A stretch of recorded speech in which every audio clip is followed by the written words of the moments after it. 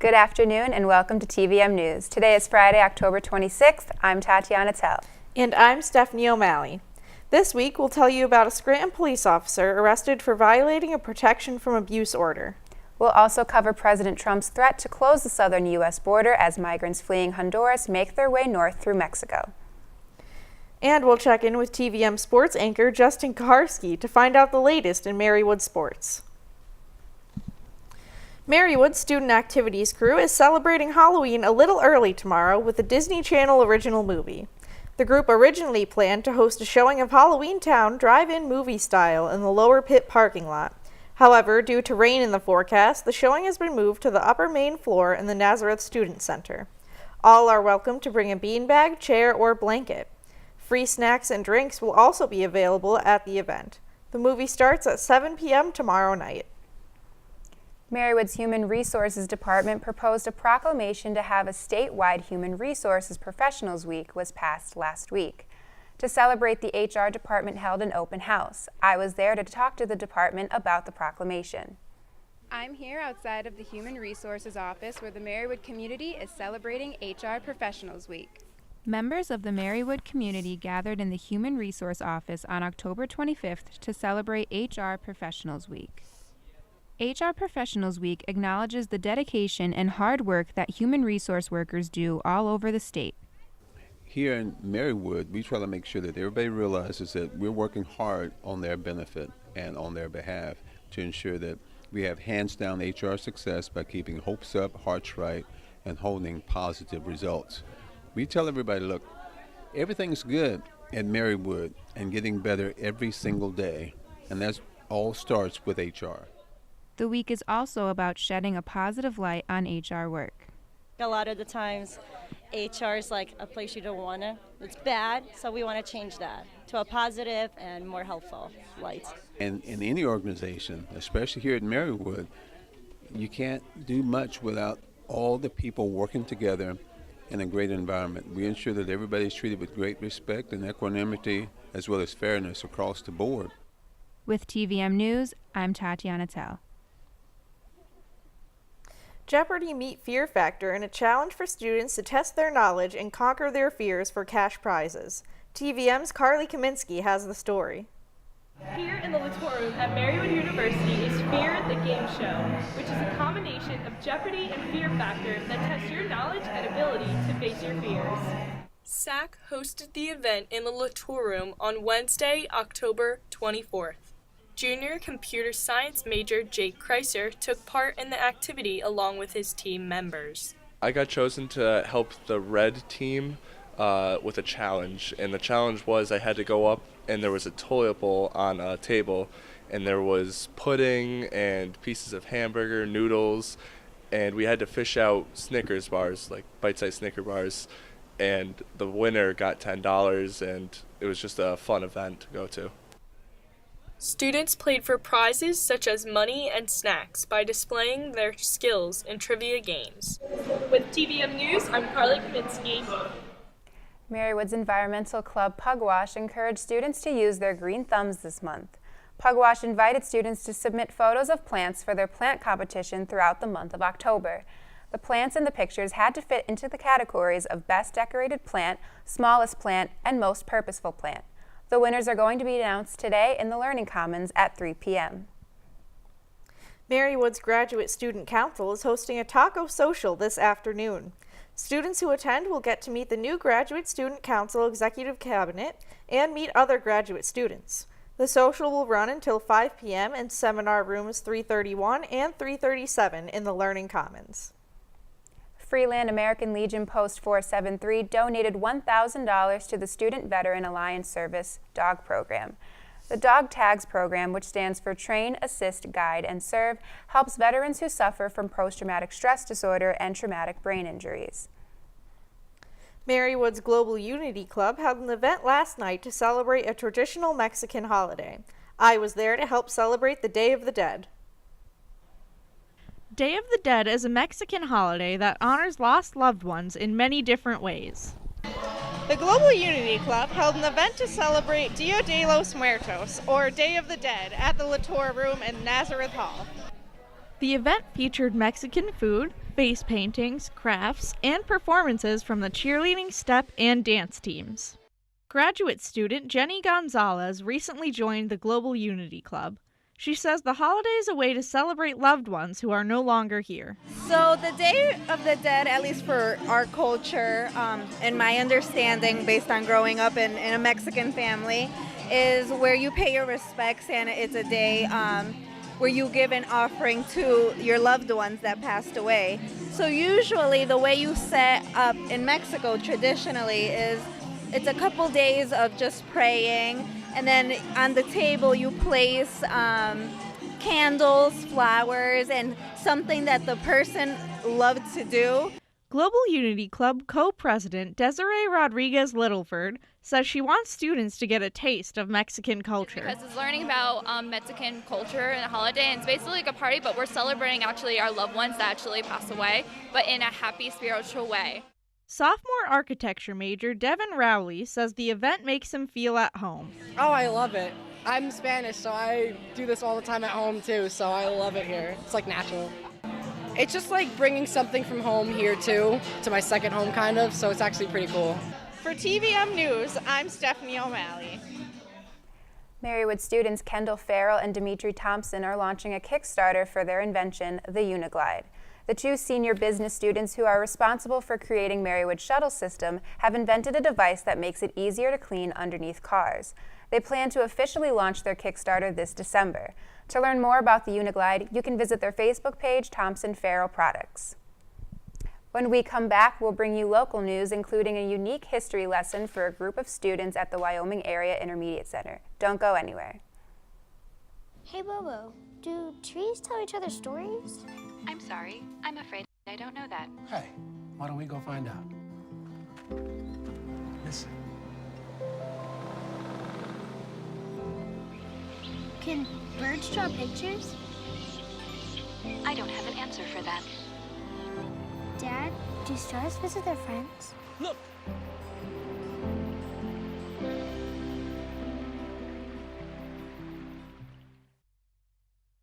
Disaster tips from the objects left behind. My home wasn't insured, but you can check your insurance policy now to make sure you're covered. Oh. My savings are lost, but you can put money aside and plan for unexpected disaster costs.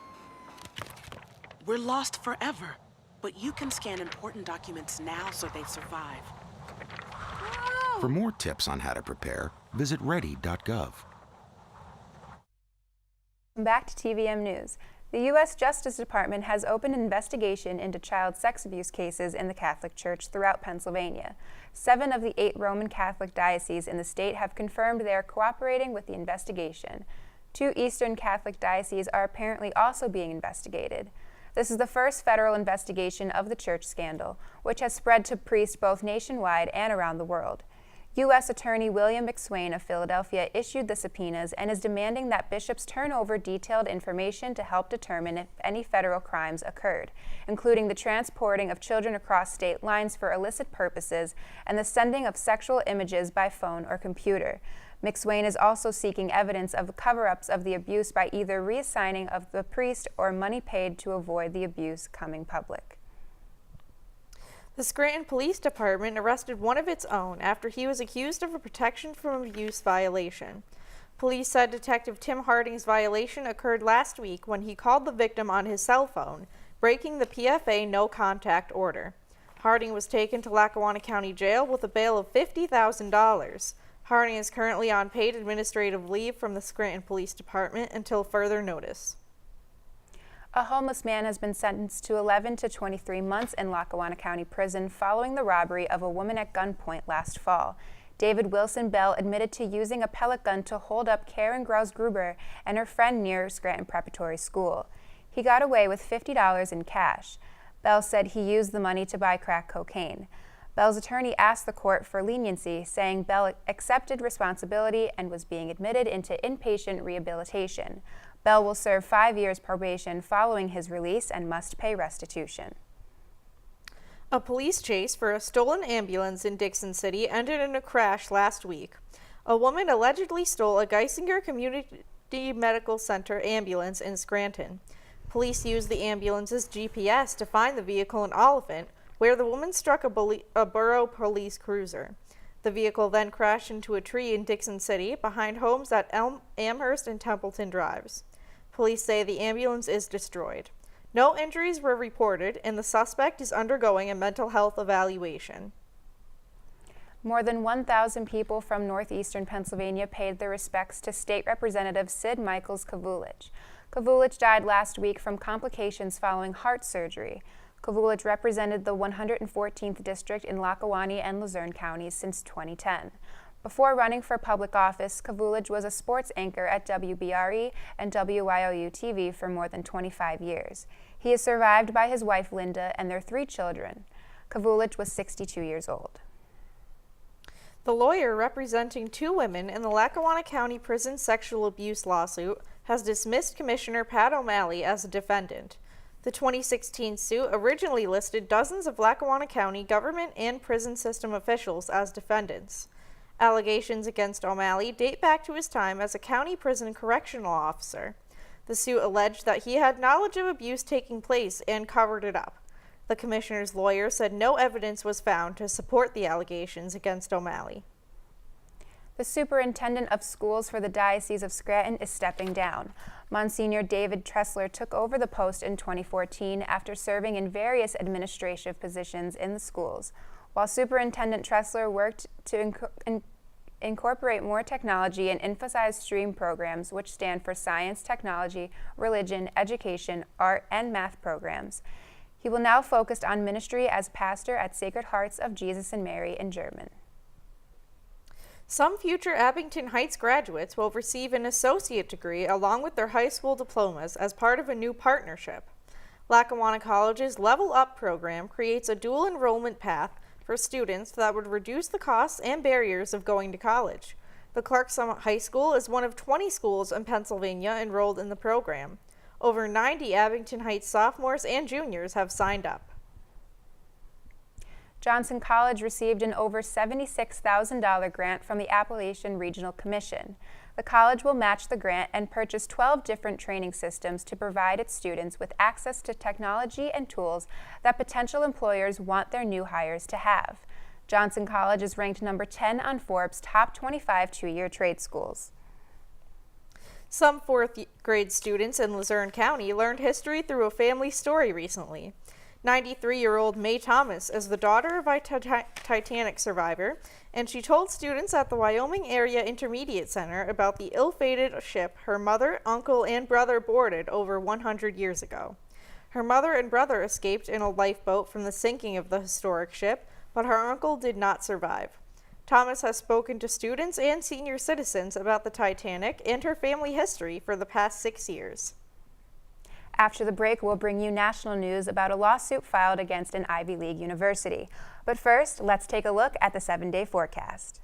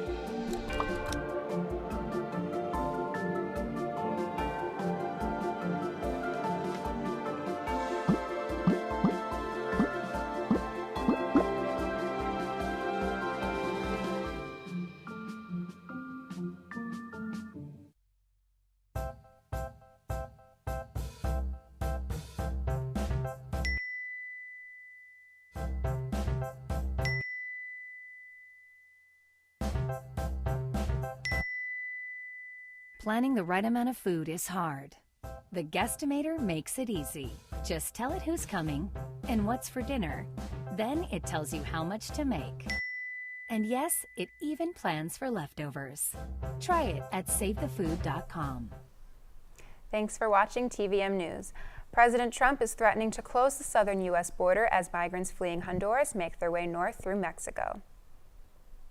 The president said he would use the U.S. military to close the border and tweeted he will cut off any payments to Honduras, El Salvador, and Guatemala if they don't control the situation.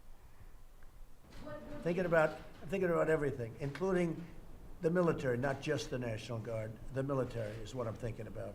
We can't have people coming into our country illegally. It's not fair for a lot of reasons. Not fair to the people that are here, not fair to the people that want to come here, the people that have worked so hard to become a citizen of this country, that are waiting online for 10 years. It's not fair to them, not fair to anybody. Mexico said in a statement that anyone who enters their country will be processed and returned to their own country. Those foreign aid payments President Trump has threatened to withhold may actually wind up encouraging more migration from Central American countries. Experts have warned that withholding money from programs designed to curb violence and provide better economic opportunities may cause more people to seek a new home in other countries. U.S. aid to Honduras, Guatemala, and El Salvador planned for the current fiscal year totals more than $180 million. Trump had this to say on why he wants to cut foreign aid. They're paid a lot of money. Every year we give them foreign aid, and they did nothing for us, nothing. They did nothing for us. So we give them tremendous amounts of money. You know what it is, you cover it all the time. Hundreds of millions of dollars. They, like a lot of others, do nothing for our country. President Trump praised a Montana congressman this week for physically assaulting a reporter last year. Republican Congressman Greg Gianforte pleaded guilty to misdemeanor assault last year after body slamming a reporter for British newspaper The Guardian. At a rally in Montana last week, Trump says the assault helped Gianforte win Montana voters. And by the way, never wrestle him. You understand that? Never. Any guy that can do a body slam, he's my kind of... I had heard that he body slammed a reporter.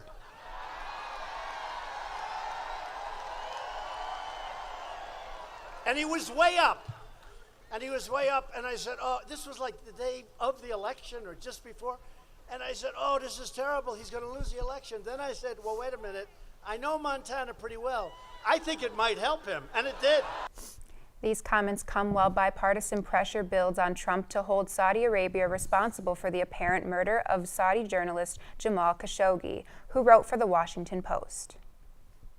Saudi Crown Prince Mohammed bin Salman says the killing of journalist Jamal Khashoggi was a heinous crime, and those who did it should be brought to justice. The Crown Prince himself has been suspected of ordering the killing by numerous observers, but he says Saudi Arabia will fully cooperate with Turkey to investigate Khashoggi's murder. Khashoggi was a frequent critic of the Saudi royal family, who moved to the U.S. last year in a self-imposed exile. He was last seen entering the Saudi consulate in Istanbul to get paperwork for his planned marriage. Vice President Mike Pence said the Trump administration is currently investigating the death. President Trump has already expressed his concern that there have been lies, there's been deception. He dispatched the Secretary of State to the region early on, and the director of the CIA is there in Turkey now reviewing the evidence. A man pleaded guilty to a hate crime last week that had taken place over 13 years ago during Hurricane Katrina. Ronald Bourgeois Jr., who is white, shot and wounded 3 black men as they attempted to evacuate during Hurricane Katrina in 2005. Bourgeois faces 10 years in prison for the shooting. FBI Special Agent Eric Rommel says the guilty plea is proof the arms of justice are long and that they will continue to find those who violate and deprive others of their civil rights. A U.S. Navy helicopter crashed on the USS Ronald Reagan shortly after takeoff last week. The crash occurred off the coast of the Philippines, where the Ronald Reagan Strike Group was conducting routine operations. 4 copter crew members and 12 sailors were injured, though the injuries were not deemed life-threatening. The cause of the crash is under investigation. A lawsuit against Harvard-University might eventually decide the fate of affirmative action. Students for Fair Admissions argued that Harvard places a cap on Asian American students, making it harder for them to get in. Opponents say the case is not about Asian American students, but instead is an attempt by conservatives to get rid of affirmative action. The Fair Admissions Group is headed by Edward Blum, a 66-year-old conservative litigator. The case may ultimately reach the Supreme Court. Generation Z activists are calling on the country's youth to vote in this year's midterm elections. The campaign #WhyDoYouVote includes activists from the March for Our Lives, like David Hogg and Delaney Tarr, as well as young leaders in the LGBTQ, racial equality, immigrant rights, and environmental movements. The campaign hopes to increase the voter turnout in the 18 to 24 age group. Only 17% of that group voted in the 2014 midterms. The Three Strikes Act in California has been overturned by the Proposition 57 ballot measure, and the governor will not seek an appeal. The Three Strikes Act was created to target serious and violent repeat offenders by mandating life sentences for third-time offenders of both violent and nonviolent crimes. The act disproportionately affected African Americans and the mentally ill. As many as 4,000 nonviolent offenders will be up for parole after the state creates new regulations in January. Student loan debt in the U.S. has reached $1.5 trillion and continues to climb. In 11 years, student loan debt grew at a cumulative rate of almost 157%.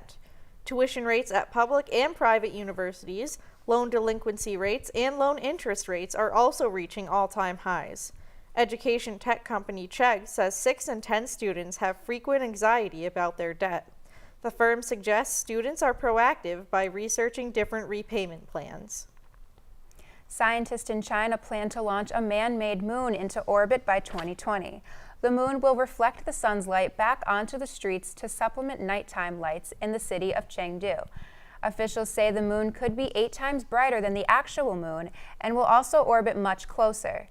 The head of China's Tianfu New Era Science Society estimates the moon would save $173 million in electricity each year. Up next, we'll check in with TVM sports anchor Justin Kaharski to find out the latest happenings in Marywood sports.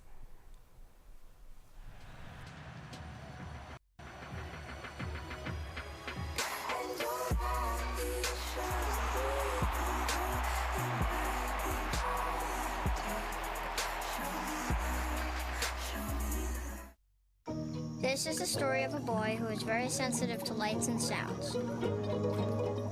So he built secret hiding places where nothing could get in. The boy didn't like looking people in the eye. It made him feel uncomfortable. One day, he found out he had something called autism. His family got him help. And slowly, he learned how to live with it better. Early intervention can make a lifetime of difference. Learn the signs at autismspeaks.org. What do you think you're doing, Kevin? Was just gonna drive home. There are several warning signs present that you shouldn't be driving. Like hearing voices? Like your text-to-emoji ratio? Oh man, the selfies. Selfie, nailed it. We all have warning signs that let us know that we're probably not okay to drive. Mine is pretending to be your subconscious. Craig, come on man, let's split a ride home.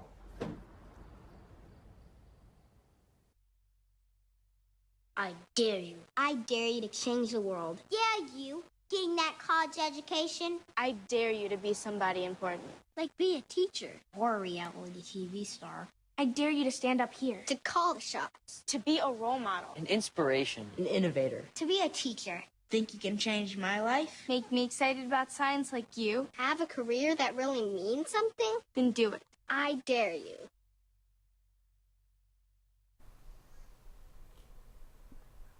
Welcome back to TVM News. Let's check in with TVM sports anchor Justin Kaharski for Marywood Sports. So Justin, what's going on with sports this week? Well, Tatiana, Marywood Athletics has plenty of high-stakes games this week. Well, tell us more about it. Field hockey shut out Moravian College 1-0 in overtime earlier this week. Junior Kenzie Drew's goal in the 76th minute clinched the Pacers' 4th win in their last 5 games. Carrie Mounds had her 4th shutout of the season with 4 saves. The win brought the team's record to 11-5 and puts coach Casey Manning just 1 career victory shy of 100. The team next faces Misericordia tomorrow at home at 4 p.m. Men's rugby lost a close match to St. Joseph Seaside 29-20 in the team's first ever home game. The match consisted of 2 sevens matches, and the Pacers' Braden Burrier and Connor Trask both had 2 tries. The teams were tied at 10-all at half, and the Pacers fell just short of closing a second half gap. Men's rugby is in action tomorrow at 1 p.m. against Gettysburg College. A women's rugby match against the College of New Jersey was postponed. Men's swimming opened its season last Saturday, finishing third out of 5 teams at the SUNY Cortland Invitational. The team totaled 135 points, with Nick Dubinsky, Zach Costello, and Jared Lubarski placing fourth in the 3x100 breaststroke relay with a total time of 3:44.40. Lubarski then teamed with Blake Burlingame and Walser Marcinkowski for another fourth-place finish in the 3x100 backstroke relay. Their time was 3:18.74. The women's swimming team also competed in the SUNY Cortland event and finished third out of 5 teams. Julia Randolph and Andrea Panani were both part of the Pacers' highest placing relays. In the 3x100 backstroke, they joined freshman Hannah Dharmafal to take fourth at 3:33.88. They next teamed with senior Mary Kate Coyle for another fourth-place finish, this time in the 3x100 breaststroke relay at 4 minutes and 6/100. Randolph and Panani finished off by joining freshman Maya Claspy in a fourth-place finish in the 3x100 IM relay, coming in at 3:35.69. Both men's and women's swimming teams will face Catholic University of America at home tonight at 6 p.m. Men's soccer secured the 6th seed in the upcoming Atlantic East playoffs despite a 2-1 loss to Newman University on Wednesday. The Pacers led 1-0 at halftime on a Zach Lloyd goal before giving up 2 second-half goals to the Knights. The Pacers will play number 3 seed Wesley as the playoffs get underway next week. A 5-0 shutout at the hands of Newman University this week dropped the Pacers women's soccer team to the 4th seed for the Atlantic East playoffs. It was the first time Newman had beaten the Lady Pacers since 2013. The team will meet number 5 seed Marymount on Monday in the playoffs before taking on Marymount. The Lady Pacers face Messiah College tonight at 7 p.m. Marywood hosted the 2-day Gino Biondi Memorial Golf Tournament last weekend, finishing in 8th place. Sophomore James Tressler shot a 12/83 both days, earning him a tie for 16th place in the individual standings at 166. Tressler's teammate Joseph Weber tied for 28th place with a 2-day total of 180.